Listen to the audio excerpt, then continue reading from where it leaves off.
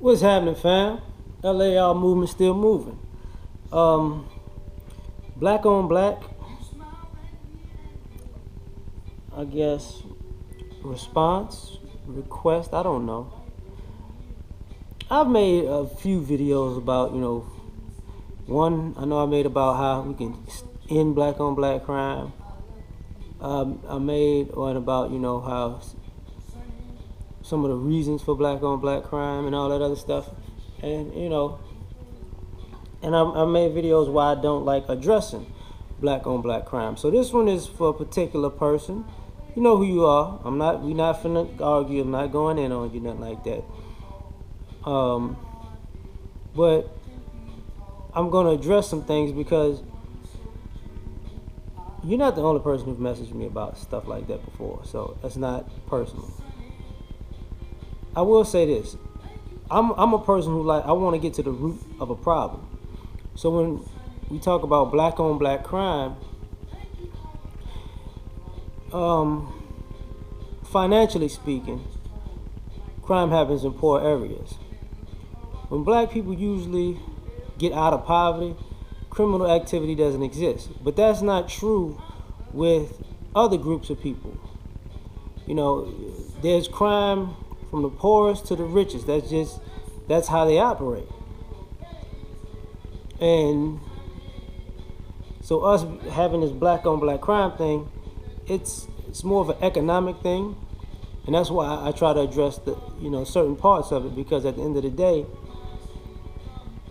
if all black families were at least in the middle class, probably wouldn't have crime at all. It's just my opinion. Can't say that about other people. The other thing why I don't try to talk about it, because I'm gonna get to us as a people too, is because it accentuates that black on black crime acts like nobody of any other race are criminals within their race. We already know that white people do stuff to white people all the time. We know that Hispanics do stuff to Hispanics all the time. We know that Asians do stuff to Asians all the time. And I've lived in white neighborhoods. I've lived in black neighborhoods. I've lived in white neighborhoods. I've lived in Asian neighborhoods. And I think the only difference is propaganda of reporting it. That's pretty much it. If you're in a black neighborhood and something happens, you're gonna be on the news. You're in a white neighborhood, it's got to be something drastic to happen, and to get it plastered on the news. Normally, they'll put it like in community paper, so nobody really sees it. If it happens in an Asian neighborhood, usually Asians are just real hush hush about it. They keep their shit to themselves. You get robbed, you keep it to yourself. I lived in a Vietnamese neighborhood, and they would constantly rob houses because they kept the money in the house. And I guess it's part of their culture. But they would never say that another Vietnamese person broke in their house. Maybe they have an underworld that gets their money back. I don't know. But that's a different thing. And so they were never on the news. But it was happening. Another thing about that is I do not like addressing it, because when I make the statement, who brings the drugs in? Those are not black people. When I make the statement, who brings the guns in? Those are not black people. When I make the statement about who's causing the economic deprivation, those are not black people. When I'm saying who's causing the economic deprivation to gentrify neighborhoods, those are not black people. So, when I talk about corruption, who's at the head of the corrupting things? Those are not black people. So a lot of times I'm just talking about the other hand that's involved in quote unquote black on black crime. Now, getting into the I guess our part responsibility in this, yeah, you're right when you say we shouldn't be selling drugs to each other. I get that. Nobody, you volunteered to be a criminal. Nobody made you one. But at the same time, I will say people set it up in a way that it was easier to be a criminal than it was a doctor. And just in American sense, most people take the easy way out. It's my opinion. Because schools are not teaching people to be, the prison The school or prison pipeline, just having to have that statement, that says a lot. But I get it. We have to be responsible for our own actions. We out here killing each other. Yeah, I get it. I've spoken about that before too. It's like, that's really a high school to college age demographic. You're not getting people over 24, 25 just in constant shootouts and all that, because people are doing shit with themselves. They ain't got time for all that bullshit.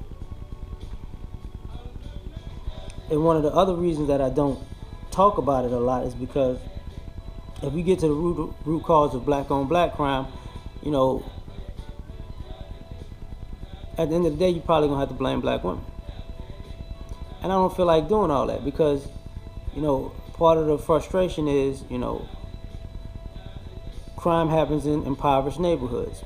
Single mothers, especially single black mothers, are the poorest, one of the poorest demographics of Americans. And if you're a person on Section 8 housing and taking governmental assistance, you already put yourself in a position where you signed up to not have a man in the household. So you can't use the excuse, well, these men don't want to know because you got people on Section 8 housing and getting all this kind of governmental assistance who signed up to not have a man in the first place. But they was cool with having kids, and multiple kids at that. And another thing about that is, those are the neighborhoods that this shit is happening in. And these are the same neighborhoods with grown adults, or people who consider grown adults, who are quote unquote thugs, and people are screwing thugs. People are making other young thugs. You know what I'm saying? And what you call that? What would I call it? Supporting thugs and everything thugs do, and at the same time, it's detrimental to the community. And people like the lifestyle. I don't know why, but they do. So the responsibility will probably fall on black women's shoulders about that. And when you say that, all of a sudden you bash them because, you got a situation where the poverty created a powder keg of violence. Because you can't have a kid get on Section 8, maybe have more kids, stay on Section 8. Your kids grow up to see the guys in the neighborhood who the most economically mobile are criminals, because they're not seeing anything outside of their neighborhood, and never move to show them something different.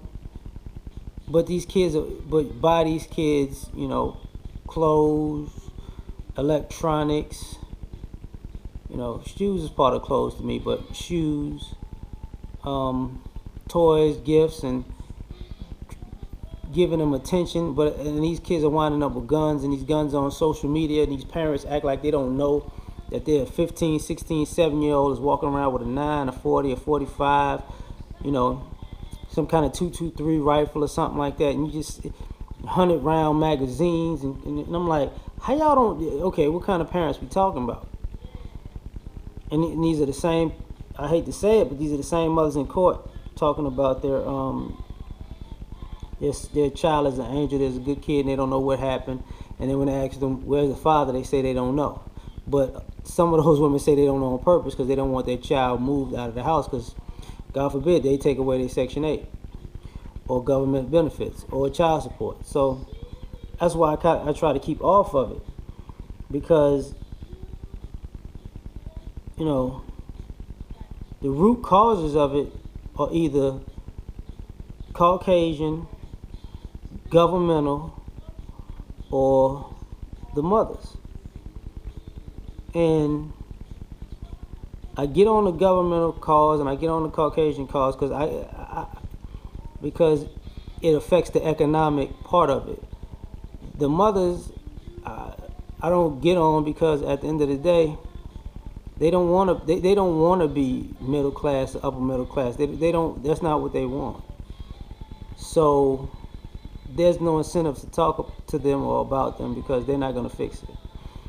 But but the government is not going to fix it either, and Caucasians are not going to fix it either because they profit off of it. So to me, those three groups, in collusion with other groups, working cohesively to profit off of our pain.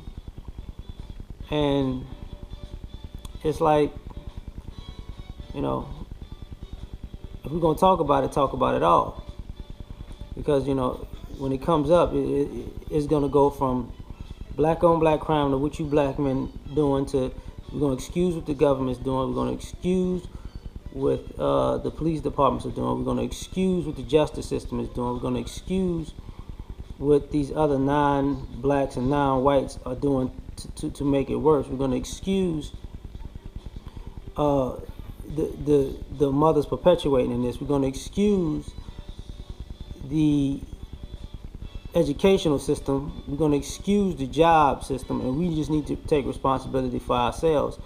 As if even if we do that, all of those entities are going to try to infiltrate because they're all on the same team in some way or another, because they're all intertwined in some way or another, to make sure that even if we take responsibility for ourselves, they'll still try to sabotage that. And that's a historical fact that keeps repeating itself. So that's just my opinion of it. I got other things I think about of it, but I'm going to leave it alone. I'm going to leave it at that. Peace.